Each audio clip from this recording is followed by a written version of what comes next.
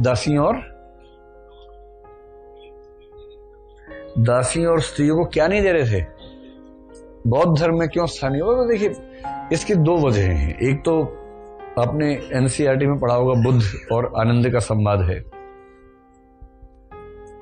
बुद्ध को पता था कि जो पुरुष है वो बेसिकली लंपट है। ये बुद्ध को ही नहीं पता था, सबको पता है। दरअसल बुद्ध को भी पता था। तो बुद्ध ने कहा कि अगर बौद्ध संघ में स्त्रियां आ गईं, स्त्रियों को तो फर्क पड़ना है नहीं उससे, पर जिन पुरुषों को घेर घार के बड़ी मुश्किल से साधु बनाया है वहां, आप समझ गए? इस बात का पूरा खतरा है कि अगर स्त्री बौद्ध संघ में आ गई तो पुरुष को संभालना मुश्किल हो जाएगा। ये स्त्रियों का दोष नहीं है। मतलब अगर स्त्री आकर्षित करती है, आकर्षक है, तो ये स्त्री का दोष थोड़ा है, ये तो सृष्टि का डिजाइन है। पुरुष का अपने ऊपर कंट्रोल नहीं है तो स्त्री का दोष कैसे हो गया?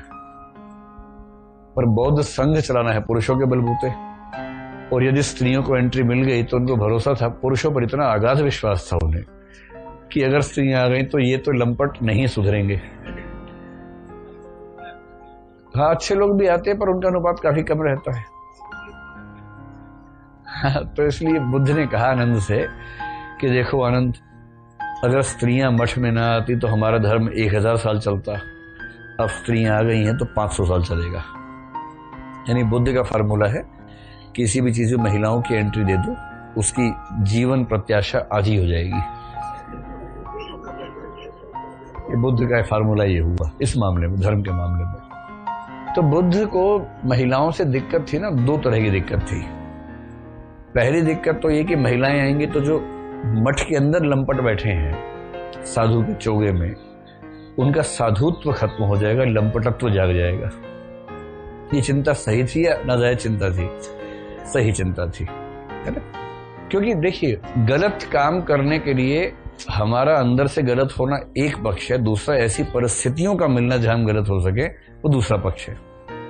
अगर ऐसी परिस्थितियां हो ही नहीं कि आप गलत हो सके तो आप गलत नहीं हो पाएंगे, आप गलत नहीं हो पाएंगे, होना चाह रहे हैं। जैसे मुझे कुछ टीचर्स मिलते हैं, बोलते हैं कि सर सबसे ईमानदार टीचर होते हैं, कभी रिश्वत नहीं लेते। मिलती नहीं भाई, जिसको मिलेगी अगर वो रिश्वत ना ले तो ईमानदार हुआ।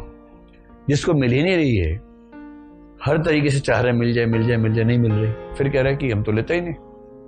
बात नहीं है ना, आप बुरा होने को बेकरार हैं, बुरा होने का मौका ही नहीं मिल रहा आपको, कैसे अच्छा मान लिया। दूसरा बुद्ध को खतरा यह था कि अगर महिलाएं आ गई घरों से तो जिस घर से महिला आएगी, और उनको पता था कि महिलाएं अपने घरों में बहुत दुखी हैं, तब भी थी आज भी हैं, अगर महिलाओं को बाहर एक रास्ता मिल गया जाने का और चली गई तो जो उनके घर, कुनबे, परिवार, वो सब जो है ना, वो बहुत ताकतवर है। वो हमारे बौद्ध धर्म को आग लगा देंगे, पूरा पूरा संघ जला के राख कर देंगे, देशभक्ति खेलेंगे सड़क पे।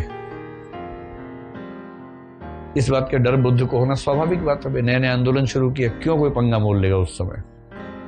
इतना ही मामला है। बुद्ध समझदार आदमी थे, वरना बुद्ध को महिलाओं से कोई सैद्धांतिक समस्या थोड़ा ना रही होगी, ये व्यावहारिक समस्या थी। जैसे हम सब लोग खूब बोलते हैं कि महिलाओं को बराबरी मिलनी चाहिए, ये हो वो हो, फलाना और ढिमकाना हो। आप सब आमतौर पर विश्वास रखते ही होंगे इस बात में। लेकिन जब आपके सामने संकट आ जाए कि आपके घर में आपकी बहन, या आज से 20 साल बाद आपकी बेटी, आपका बेटा कह रहा है कि पापा मैं जा रहा हूं, पार्टी है, रात को 3 बजे आऊंगा और हो सकता है कल ही आऊं। आप कहें ठीक है बेटा, जाओ मौज करो, अपनी जिंदगी अपने हिसाब से जियो, तुम वयस्क हो, समझदार हो। इतने बेटी बोल पड़ी कि पापा मैं भी जा रही हूं, 3 बजे आऊंगी या शायद सुबह ही आऊंगी। अब अभी जो प्रगतिवादी पुरुष दिख रहा था या उसकी प्रगतिवादी पत्नी दिख रही थी, उनका प्रगतिवाद थोड़ा कम तो हो ही जाएगा उस समय कि बेटा मोबाइल फोन रख लो, सिम कार्ड में बैलेंस है कि नहीं है, चार्ज देखो है कि नहीं, फोन चार्ज है ना, हर 5 मिनट में 2 मिनट के लिए बात करते रहना हमसे कि सब ठीक चल रहा है। पार्टी खराब कर लेना अपनी, पार्टी में हमसे ही बात करते रहना ताकि हम मनहूस वहां भी तुम्हारे साथ ही रहें। तो बेटा 3 बजे नहीं, और शाम को 8 बजे के बाद बाहर रहना ठीक नहीं बेटा। जमाना, तुम तो ठीक हो बेटा, जमाना ठीक नहीं है।